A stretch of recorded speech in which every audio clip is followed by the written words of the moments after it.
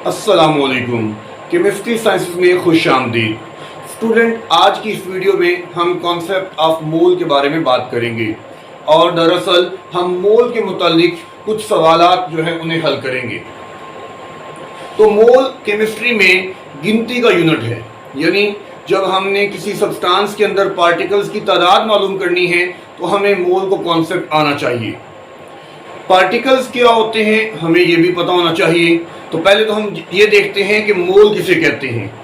मोल से मुराद 6.02 multiply by 10 to the power 23 particles हैं। और दूसरी बात, ये पार्टिकल्स क्या होते हैं, तो इसके लिए हमें पहले सब्सटेंस की नेचर का पता होना चाहिए। देखिए, सब्सटेंस कोई एलिमेंट हो सकता है, कंपाउंड हो सकता है, आयनिक कंपाउंड हो सकता है। तो इस लिहाज से पार्टिकल्स भी डिफरेंट होते हैं। जैसा कि अगर एलिमेंट होगा तो एलिमेंट में पार्टिकल एटम कहलाते हैं, कंपाउंड होगा तो कंपाउंड में पार्टिकल मॉलिक्यूल्स कहलाते हैं, और आयनिक कंपाउंड होगा तो आयनिक कंपाउंड के अंदर पार्टिकल फार्मूला यूनिट कहलाते हैं। इसी तरह से अगर कोई आयनिक स्पीशी के ऊपर हम बात कर रहे हैं तो उसके अंदर पार्टिकल आयन्स होंगे। तो पार्टिकल्स के कॉन्सेप्ट को समझना और मोल को आपस में रिलेट करना ये बहुत ज़रूरी है। याद रखने वाली बात ये है कि बाज़ पार्टिकल के आगे भी कुछ फर्दर पार्टिकल्स एग्जिस्ट करते हैं। जैसा कि हमें पता है कि एटम जो है वो इलेक्ट्रॉन, प्रोटॉन और न्यूट्रॉन पे मुश्तमिल होता है। इसी तरह से एक मॉलिक्यूल के अंदर कई एटम होते हैं और एक फार्मूला यूनिट के अंदर कई आयन होते हैं, फिर आयन के अंदर चार्जेस होते हैं। तो ये जो अगली डिटेल है इसके लिए हम मोल कॉन्सेप्ट यूज नहीं कर सकते, बल्कि उसके लिए हमें यूनिट मेथड यूज करना पड़ेगा।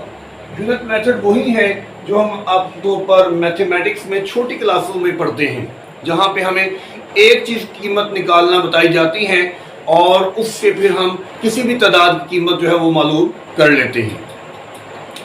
शुरू करते हैं चंद फार्मूला से, जिन फार्मूलाज के जरिए से हम इन क्वेश्चंस को हल कर सकते हैं।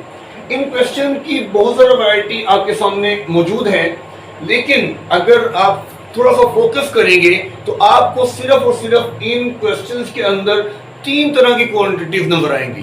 तीन तरह की क्वांटिटीज नजर आएंगी। एक जिसे आप कहते हैं नंबर ऑफ पार्टिकल्स, दूसरा मास ऑफ सब्सटेंस और तीसरा मोल। और याद रखिए कि ये तीनों क्वांटिटीज जो हैं ये आपस में दो फार्मूलाज की मदद से रिलेट करती हैं। अगर हमें वो दो फार्मूलाज याद हों, इनफैक्ट तीन कर लें, क्योंकि एक रिलेशन मोल मास का होगा, एक मास नंबर ऑफ पार्टिकल का होगा और एक नंबर ऑफ पार्टिकल का डायरेक्टली मोल के साथ भी होगा। तो तीन रिलेशन कर ले। ये तीन रिलेशन अगर हम अच्छी तरह याद कर लेंगे तो इस तरह की किसी भी प्रॉब्लम को हम हल कर सकते हैं, चाहे वो देखने में कितना ही पेचीदा क्यों नजर ना आता हो। तो शुरू करें। मोल और मास के दरमियान जो रिलेशन बनता है वो कैसे बनता है, उसे हम कहते हैं mass divided by molar mass. Mass divided by molar mass is equal to the number of moles. इसी तरह मास और पार्टिकल्स के दरमियान जो रिलेशन बनता है वो बनता है number of particles equal to mass over molar mass multiply by Avogadro number. अच्छा, अगर इनको डायरेक्टली रिलेट करना हो मोल को नंबर ऑफ पार्टिकल के साथ, तो फिर हमें सिंपली करना पड़ता है number of particle is equal to number of moles multiply by Avogadro number. तो बच्चों, अगर आप ये रिलेशनशिप याद कर लेते हैं और फिर इस रिलेशनशिप को सामने रखते हुए क्वेश्चन को अंडरस्टैंड करते हैं और देखते हैं कि हमें क्या चीज़ मालूम है और क्या हमने निकालनी है, तो आप बहुत आसानी से इन प्रॉब्लम्स को हल कर लेंगे। पहला प्रॉब्लम देखें, हमने निकालना है mass in gram of 2.74 moles of KMnO4। तो जो सब्सटेंस है हमारे पास वो है KMnO4, और नोट करें कि हमें उसके मोल्स बताए गए हैं और रिक्वायर हमसे किया जा रहा है मास। तो मोल और मास की बात की गई है इस सवाल में, मोल और मास की। ये मोल हो गया, ये मास हो गया, इन दोनों की बात की गई है। तो इन दोनों के दरमियान रिलेशन में क्या आएगा, number of mole is equal to mass over molar mass. Number of mole is equal to mass over molar mass. तो हम क्या करेंगे, हम इन क्वांटिटीज को मालूम करेंगे। हम अपना डाटा लिखना शुरू करते हैं। तो डाटा में नोट करें कि हमें नंबर ऑफ मोल्स मालूम है। नंबर ऑफ मोल्स क्या है? 2.74 मोल्स। ओके, नाउ हमने फॉर्मूला देख लिया। फॉर्मूला में हमें मोलर मास रिक्वायर है, तो मोलर मास हम पहले निकाल लेंगे। तो देखिए जरा, मोलर मास ऑफ KMnO4, तो ये क्या आ जाएगा हमारे पास? पोटाशियम का मोलर मास 39, मैंगनीज का मोलर मास 55 और ऑक्सीजन का molar mass 16 multiply by, remember, ठीक है, ये जो नंबर होता है ये मोलर मास से मल्टीप्लाई होगा। सो इसको आप जमा करें तो इसका आंसर आ जाता है 158 ग्राम पर मोल। अब हमने निकालना क्या है? हमने निकालना है मास ऑफ KMnO4। तो मास ऑफ KMnO4 हम कैसे निकालेंगे? हमें बिल्कुल क्लियर होना चाहिए कि कौन सा फॉर्मूला यूज करना है। मोल और मास का रिलेशन है, ये फॉर्मूला हम यूज करेंगे। तो number of mole is equal to mass over molar mass. अब मास निकालना है तो इस फॉर्मूले को हम इस अंदाज में लिखेंगे कि हम मास निकाल सकें। तो वो क्या तरीका है? वो तरीका ये है कि हम इस फॉर्मूले को उस तरह से लिखेंगे, mass of KMnO4 is equal to number of moles multiply by molar mass. तो फॉर्मूले को हम अपने क्वेश्चन के अकॉर्डिंगली लिखेंगे और इस तरह से हम इसे बड़ी आसानी से हल कर सकते हैं। नंबर ऑफ मोल क्या है हमारे पास? 2.74 और मोलर मास क्या है? 158। इसको हल करें तो ये आ जाता है 432.92 ग्राम। तो इस तरह से बच्चों आप इस क्वेश्चन को देखते हैं कि बहुत ही आसान क्वेश्चन है। अगले क्वेश्चन की तरफ चलते हैं। इस क्वेश्चन में देखें कि हमें क्रोमाइल क्लोराइड के बारे में बताया गया है, CrO2Cl2, और हमें इसके मॉलिक्यूल्स बता दिए गए हैं 2.78 मल्टीप्लाई बाय 10⁻21 मॉलिक्यूल, और रिक्वायर हमसे क्या किया जा रहा है? मास इन ग्राम। तो आप गौर करेंगे तो आपको बिल्कुल आसानी समझ आ जाएगा कि एक हमें चीज जो है वो number of particles, number of molecule बताए गए हैं, और दूसरी चीज हमें मास जो है वो हमसे पूछा गया है। तो हम पार्टिकल और मास की बात करेंगे, हम इन दोनों के रिलेशनशिप की बात करेंगे। ये हमारा फॉर्मूला होगा। इस फॉर्मूला में हमें क्या करना है? हमें देखना है number of particle is equal to the mass over molar mass multiply by Avogadro number. Avogadro number की वैल्यू हमें आती है, मोलर मास हम मालूम कर लेंगे, मास हमने मालूम करना है और नंबर ऑफ पार्टिकल्स का हमें पता है। तो जल्दी से इसको हल कर ले।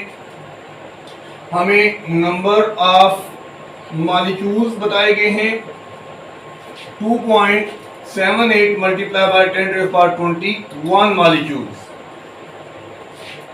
मोलर मास अगेन हमें रिक्वायर होगा, molar mass of CrO2Cl2, chromyl chloride gas. Chromium का मोलर मास होता है 52, ऑक्सीजन का मोलर मास है 16 मल्टीप्लाई बाय 2 आ जाएगा, और क्लोरीन का मोलर मास है 35.5 मल्टीप्लाई बाय 2 आ जाएगा। इसको हम हल कर लेंगे तो ये आंसर आएगा 155 ग्राम पर मोल।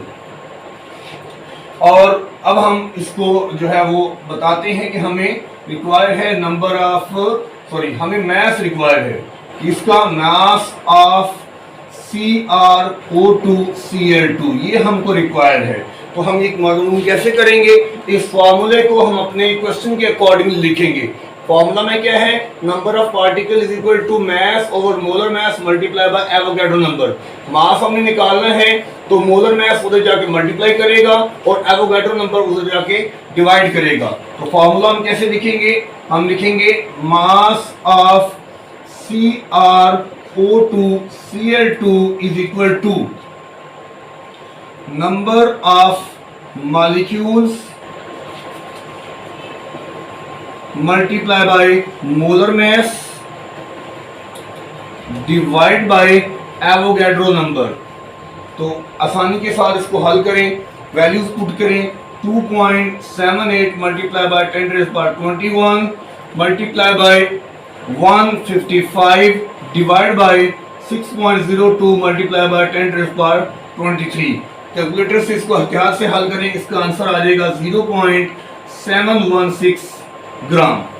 तो नेक्स्ट क्वेश्चन में देखें, इस क्वेश्चन के दो पार्ट्स हैं। इसमें एक के अंदर हमें नंबर ऑफ मोल निकालने हैं, दूसरे पार्ट में हमने फार्मूला यूनिट निकालने हैं, और हमें गिवन क्या है 100 gram of KClO3 potassium chlorate. तो पहले डाटा लिख लेते हैं, अरेंज कर लेते हैं ताकि इसको हल करने में आसानी हो। हमें पता है mass of potassium chlorate is equal to 100 gram. हमें इसका मोलर मास यकीनी बात रिक्वायर होगा, तो हम इसका मोलर मास भी निकाल लेते हैं। Molar mass of potassium chlorate is equal to, potassium का मोलर मास 39, क्लोरीन का 35.5 और ऑक्सीजन का 16 मल्टीप्लाई बाय 3। तो इसको आप हल करेंगे तो इसका आंसर आ जाएगा 122.5 ग्राम पर मोल। आगे चलेंगे और हम बताएंगे कि हमें क्या रिक्वायर है। हमें नंबर ऑफ मोल्स रिक्वायर हैं जो कि हमने मालूम करने हैं, और हमें नंबर ऑफ फार्मूला यूनिट्स भी रिक्वायर हैं। तो दो चीज़ें हमने निकालनी है बच्चों। तो कैसे निकालेंगे, पहले एक को निकाल के देखते हैं, फिर दूसरे पर बात करेंगे। तो मोल की अगर बात करें, मास और मोल का रिलेशन तो बहुत ही आसान है। ये है मास और मोल का relation, number of mole is equal to mass over molar mass. तो सिंपली मास को मोलर मास से डिवाइड करेंगे तो हमारे पास आंसर आ जाएगा। तो सॉल्यूशन देखें, हम यहाँ पे बताते हैं इसको कि number of moles of potassium chlorate is equal to mass of potassium chlorate divided by molar mass. तो देखिए मास कितना है 100 और मोलर मास कितना है 122.5 इज इक्वल टू सिंपली आ जाएगा 0.186 मोल्स। अब ये तो हमने निकाल लिए मोल्स। अब देखिए हमारे पास तीनों चीजें आ गई हैं, मास मौजूद है, मोल भी हमने निकाल लिए हैं, अब पार्टिकल भी हमें निकालने हैं, फार्मूला यूनिट हमें निकालने हैं। फार्मूला यूनिट नोट करें, पोटाशियम क्लोरेट एक आयनिक कंपाउंड है और आयनिक कंपाउंड के अंदर फार्मूला यूनिट होते हैं। अच्छा, क्वेश्चन के अकॉर्डिंगली हमें मास से फार्मूला यूनिट निकालने थे, लेकिन अब दरमियान में हमने मोल भी निकाल लिए, तो अब मोल से भी हम फार्मूला यूनिट निकाल सकते हैं। देखिए ना, पार्टिकल्स को निकालना है तो मास से भी निकाला जा सकता है और पार्टिकल को डायरेक्टली मोल से भी निकाला जा सकता है। तो आप नोट करेंगे कि पार्टिकल्स को मोल से निकालने का फार्मूला आसान है और पार्टिकल को मास से निकालने वाला फार्मूला थोड़ा सा कॉम्प्लेक्स है, मुश्किल नहीं है, जरा बड़ा फार्मूला और कुछ भी नहीं है। तो आप इसको जहां से मर्जी चाहे निकाल लेंगे। तो हम ऐसा करते हैं, इसको मोल से ही निकालते हैं क्योंकि जरा आसान रूट है। तो क्या करेंगे, हम फार्मूला लिखेंगे नंबर ऑफ पार्टिकल यानी number of formula unit according to the question. हम फार्मूला क्वेश्चन के अकॉर्डिंगली लिखेंगे। तो हम बताएंगे यहाँ पे number of formula unit, formula unit किसके, ऑफ KClO3 किसके बराबर है, नंबर ऑफ मोल्स किसके, of KClO3 multiply by Avogadro number. ठीक है, तो इसको आप वैल्यूज पुट करें, 0.816 मल्टीप्लाई बाय 6.02 मल्टीप्लाई बाय 10⁻23। तो ये आंसर आ जाएगा 4.91 multiply by 10⁻23 formula units. Unit को लिखना नहीं भूलेंगे और कैलकुलेटर को इस्तेमाल करना नहीं भूलेंगे। जरा मुश्किल प्रॉब्लम की तरफ जाने से पहले हम चंद एक आसान प्रॉब्लम हल कर लेते हैं। और मैं आपको बताऊं, ये प्रॉब्लम भी आसान है, ये प्रॉब्लम भी आसान है। इनमें से कोई एक मैं आपको हल कर देता हूं। आप नोट करें, यहाँ पे हाइड्रोजन परऑक्साइड लिखा हुआ है, यहाँ पे डाई नाइट्रोजन टेट्राऑक्साइड लिखी हुई है। ये दोनों कंपाउंड्स हैं, कोवलेंट कंपाउंड है, और कंपाउंड होता है तो उसके अंदर पार्टिकल मॉलिक्यूल्स होंगे। सो इसके अंदर भी मॉलिक्यूल एग्जिस्ट करते हैं जैसा कि क्वेश्चन में डायरेक्टली लिखा हुआ है, और इसके अंदर भी मॉलिक्यूल लिखे हुए हैं, मॉलिक्यूल ही मौजूद होते हैं, लेकिन यहाँ पे लिखा पार्टिकल है। तो ये आपने खुद आइडेंटिफाई करना है कि इसके अंदर कौन सी चीज है। तो इम्पॉर्टेंट है कि आपको ये डिफरेंशिएशन याद रहे कि एलिमेंट के अंदर एटम है, कंपाउंड के अंदर मॉलिक्यूल है, आयनिक कंपाउंड में फार्मूला यूनिट है और आयनिक स्पीशीज में आयन होते हैं। तो मैं आपको कोई एक पार्ट सॉल्व करके देता हूँ, इस पार्ट को देख लें। इसमें हमने इंडिविजुअल पार्टिकल्स निकालने हैं। इसमें 4 gram of die nitrogen tetra oxide. तो हम क्या करेंगे, सबसे पहले डाटा लिखेंगे। डाटा में हमें लिखना है मास ऑफ N2O4, ये हमारे पास है 4 ग्राम। इसका मोलर मास निकाल लें। Molar mass is equal of N2O4 is equal to nitrogen का मास 14 मल्टीप्लाई बाय 2 और ऑक्सीजन का मास 16 मल्टीप्लाई बाय 4। तो इसको आप जमा करें, 28 जमा 64, ये आ जाएगा 92 ग्राम पर मोल। रिक्वायरमेंट क्या है, इंडिविजुअल पार्टिकल्स, और वो हम जानते हैं कि इस सेंस के अंदर वो मॉलिक्यूल्स हैं जो हमने निकालने हैं किसके, N2O4 के। तो क्वेश्चन देखें, मास और पार्टिकल्स को रिलेट कर रहा है, तो क्या करेंगे, इस फॉर्मूला को यूज करेंगे जो कि मास और पार्टिकल के दरमियान है, ये वाला फॉर्मूला। तो हमने पार्टिकल निकालने, तो ये फॉर्मूला एज सच ही यहाँ पे यूज हो जाएगा। तो हम यहाँ पे लिखेंगे नंबर ऑफ इंडिविजुअल पार्टिकल्स जिनको हम पहचान चुके हैं of N2O4 is equal to mass किसका, of N2O4 divide by molar mass multiply by Avogadro number Na। अच्छा, तो देखिए जरा मास क्या है, मास 4 है और मोलर मास कितना है, 92 है। एवोगैड्रो नंबर क्या है, 6.02 मल्टीप्लाई बाय 10⁻23। तो इसको आप हल करेंगे तो ये सिंपली आ जाएगा 2.62 मल्टीप्लाई बाय 10⁻21 मॉलिक्यूल्स। यहाँ पार्टिकल की जरूरत नहीं, यहाँ हम जानते हैं तो मॉलिक्यूल्स लिखेंगे। अब हम नेक्स्ट लेवल पे चलते हैं। नेक्स्ट लेवल में हमारे लिए क्या है, तो नोट करें, हमें जो पहला क्वेश्चन दिया गया है ये है number of hydrogen atom in 2.43 gram of aspartame. मैं एस्पार्टेन का फॉर्मूला लिख चुका हूँ, C14H18N2O5, और ये याद रखिए कि ये एक आर्टिफिशियल स्वीटनर के तौर पर इस्तेमाल किया जाता है। अब इस क्वेश्चन में क्या कम्प्लेक्सिटी है, तो देखिए हमें एस्पार्टेन के बारे में बताया गया है कि उसके 2.43 ग्राम है, लेकिन सवाल एस्पार्टेन के बारे में नहीं पूछा गया, सवाल हाइड्रोजन के बारे में पूछा गया। ठीक है, तो ये वो लेवल है जिसको हमने अब सीखना है कि हमें एक चीज के बारे में बताकर किसी दूसरी चीज के बारे में सवाल किया जा रहा है। एक इंपॉर्टेंट चीज ये है कि वो जो दूसरी चीज है यानी हाइड्रोजन एटम, इस केस में वो आप देखेंगे वही हाइड्रोजन एटम है जो एस्पार्टेन में मौजूद है।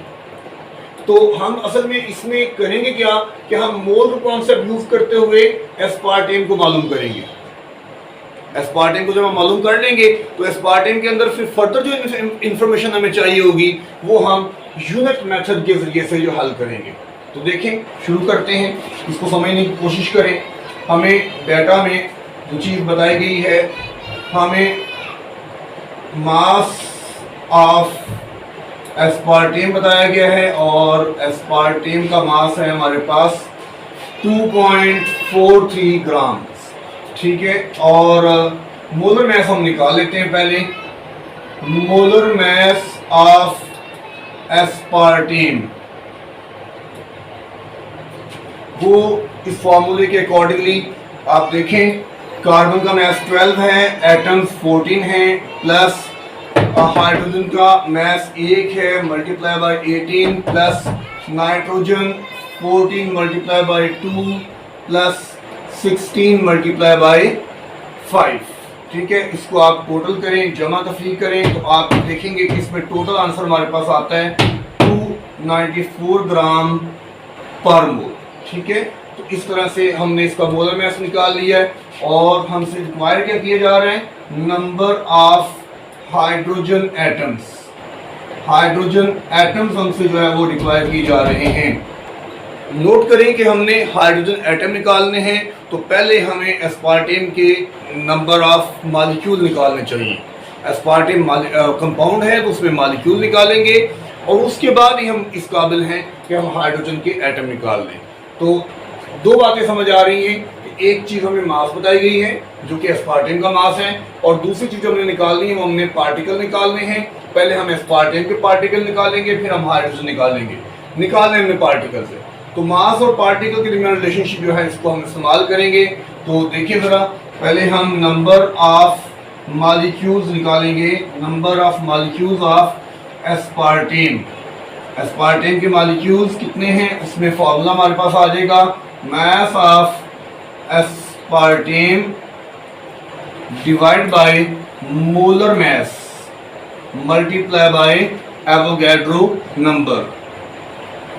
तो वैल्यूज पुट करें, 2.43 divided by 294 multiply by 6.02 multiply bye 10⁻23। इसको आप कैलकुलेटर पे हल करेंगे तो आंसर आ जाएगा 4.975 मल्टीप्लाई बाय 10⁻21 मॉलिक्यूल्स। जी, अब हमने देखना है कि हाइड्रोजन कैसे हम निकालेंगे। तो जैसे मैं पहले बता चुका हूं कि एक दफ़ा हमने इस रिलेशनशिप को इस्तेमाल कर लिया है, तो अब पार्टिकल्स निकालने के बाद जो अगली डिटेल है उसके लिए हम इस रिलेशनशिप को नहीं बल्कि यूनिट मेथड को यूज़ करेंगे। यूनिट मेथड को भी हम एक नए अंदाज में रेशियो प्रोपोर्शन के तरीके से जो है वो यूज़ करते हैं, कोशिश करते हैं उसको समझने की। देखिए, हमें एस्पार्टेम के बारे में सारी इंफॉर्मेशन मिल चुकी है, हमें उसका मास पता है, उसका मोलर मास पता है, और हमने उसके पार्टिकल्स निकाल दिए, मोल्स नहीं मॉलिक्यूल्स निकाल दिए, हमने उसके मॉलिक्यूल्स निकाल दिए। अब नेक्स्ट लेवल पे ये है कि हम हाइड्रोजन के एटम्स निकालेंगे। तो वो हम क्या करेंगे, हम रेशियो प्रोपोर्शन यूज करेंगे। एक तरफ हम लिख लेंगे एस्पार्टेम C14H12N2O5, और दूसरी तरफ हम लिख लेंगे हाइड्रोजन को। ये हमें मालूम है, ये हमने मालूम करना है। नोट करें कि अगर ये एक है तो इसमें हाइड्रोजन कितने हैं, 18 हैं। अगर ये एक एस्पार्टेम मौजूद हो तो उसमें हाइड्रोजन कितने होते हैं, 18 होते हैं। और अब जबकि हमारे पास इतने एस्पार्टेम मौजूद हैं, कितने जी, 4.975 मल्टीप्लाई बाय 10⁻21, तो हाइड्रोजन कितने हैं इसमें, हाइड्रोजन जो है वो 18 से मल्टीप्लाई होके आ जाएगा, और वो हमारे पास आता है 8.955 मल्टीप्लाई बाय 10⁻22। तो इस अंदाज में जो है हम यूनिट मेथड को यूज करेंगे कि हमारे पास एक चीज की कीमत मौजूद है और हम किसी और चीज की कीमत जो है वो निकाल देते हैं। अगला क्वेश्चन देखें। अब इसमें हमें कहा गया है कि हमने टोटल आयन निकालने और हमें मोल्स गिवन है। तो आयन और मोल, आयन और मोल देखें, एक तरफ मोल है और एक तरफ आयंस। आयन पार्टिकल ही होंगे, लेकिन मसला ये है कि यहाँ पे सोडियम क्लोराइड दिया गया हमें, और सोडियम क्लोराइड एक आयनिक कंपाउंड है, और आयनिक कंपाउंड में क्या होंगे, आयनिक कंपाउंड में फार्मूला यूनिट होंगे। अगेन हम पहले आयनिक कंपाउंड के अंदर फार्मूला यूनिट को मालूम करेंगे, उसके बाद हम आयंस निकालेंगे। तो कैसे करेंगे, वही दो स्टेप जो हमने पिछले क्वेश्चन में हल किए हैं। शुरू करते हैं। हमें मोल्स दिए गए हैं, number of moles of sodium chlorate 2.3 moles, और हमसे रिक्वायर है टोटल आयंस। ठीक है, आयंस हम तब निकाल सकते हैं जब हमारे पास सोडियम क्लोराइड के पार्टिकल्स प्रेजेंट हों, और सोडियम क्लोराइड के पार्टिकल है फार्मूला यूनिट। तो कैसे करेंगे, नोट करिएगा। हमें यहाँ मोलर मास निकालने की जरूरत नहीं है, क्योंकि मोलर मास इन फार्मूलास में लगता है, यहाँ मोलर मास का कोई रोल नहीं है। तो शुरू करें फार्मूले के अकॉर्डिंगली। तो हम लिखेंगे पहले number of formula unit of sodium chlorate is equal to number of moles of sodium chlorate multiply by Avogadro number. तो क्या है, 2.3 multiply by 6.02 multiply by 10 to the power 23। इसको हल करें तो ये आ जाएगा 1.38 multiply by 10 to the power 24 formula units.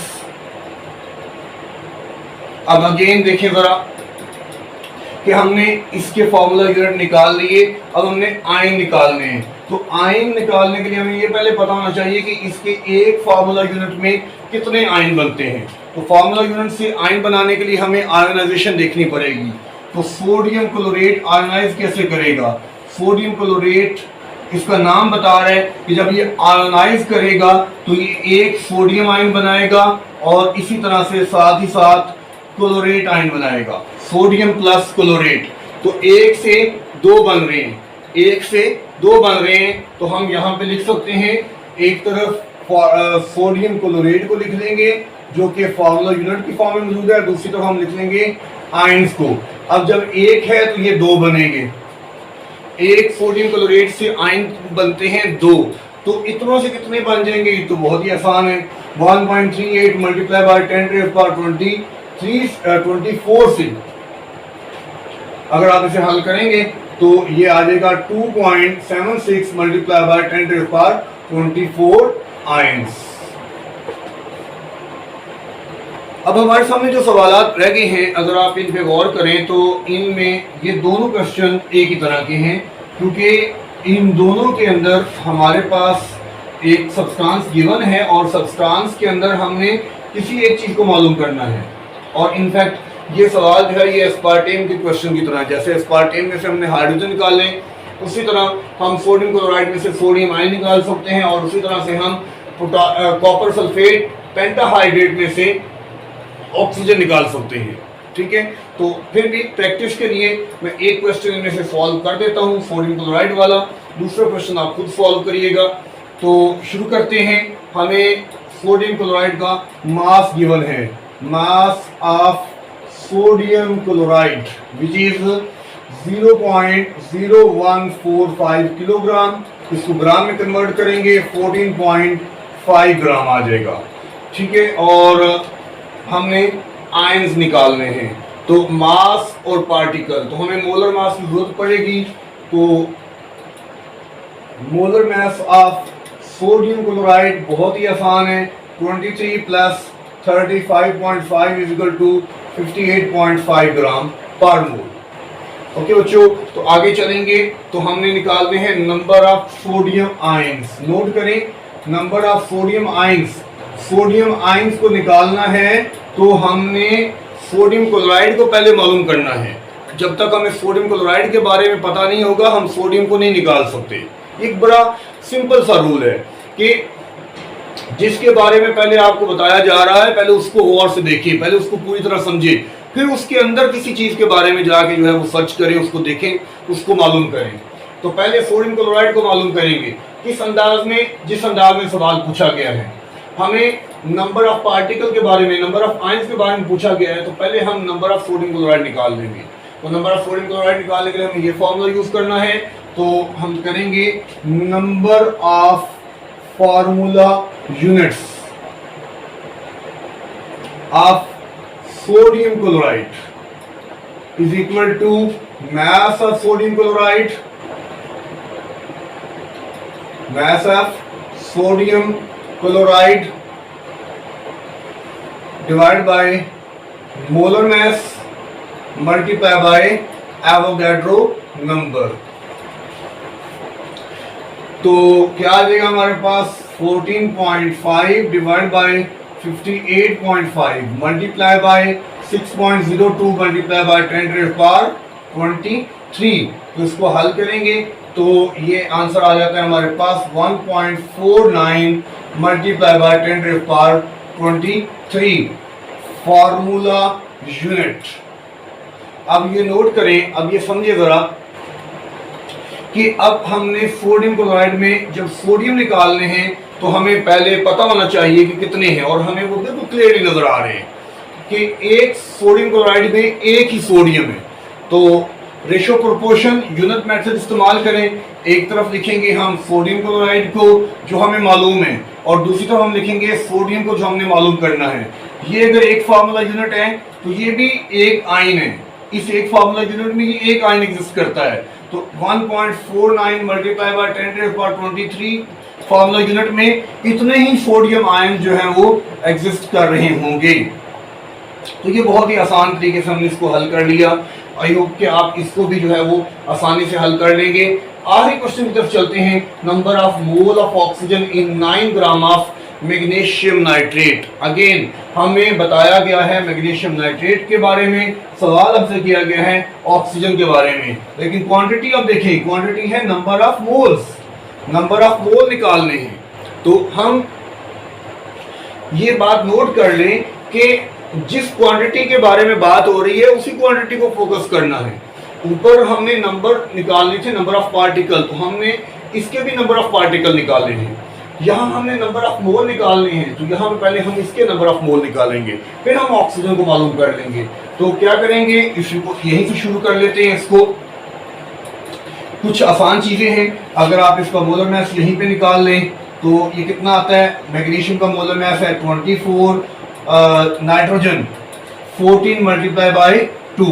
ठीक है, आपको ये समझ आनी चाहिए, ये 2 जो है ये अंदर मल्टीप्लाई होता है, इसी तरह 2 3 6, ये आ जाएगा 16 multiply by 6।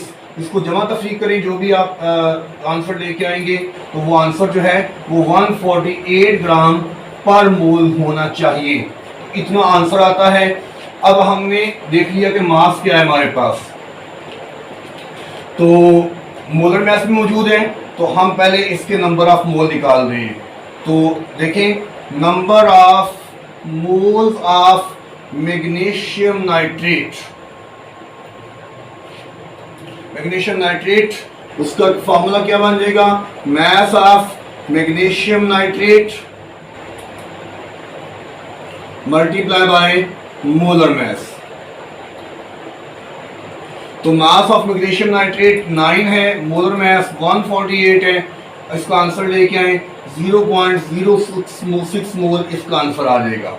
Now ratio proportion या यूनिट मेथड, हमने मैग्नीशियम नाइट्रेट को मालूम कर लिया है, अब हम उसमें ऑक्सीजन को मालूम करेंगे। तो एक तरफ हमारे पास है मैग्नीशियम नाइट्रेट, दूसरी तरफ हमारे पास है ऑक्सीजन। अगर ये 1 है तो ये 6 है, 1 में 6 हैं, तो अब जबकि हमारे पास 0.06 मैग्नीशियम नाइट्रेट के मोल्स हैं, तो ऑक्सीजन के कितने हो जाएंगे, 6 उससे मल्टीप्लाई कर जाएगा, तो ये आ जाएगा 0.36 मोल्स।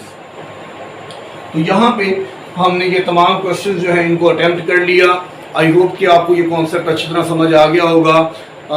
अगर आपका कोई सवाल हो तो उसे कमेंट सेक्शन में ज़रूर मेंशन करें। अल्लाह हाफिज़।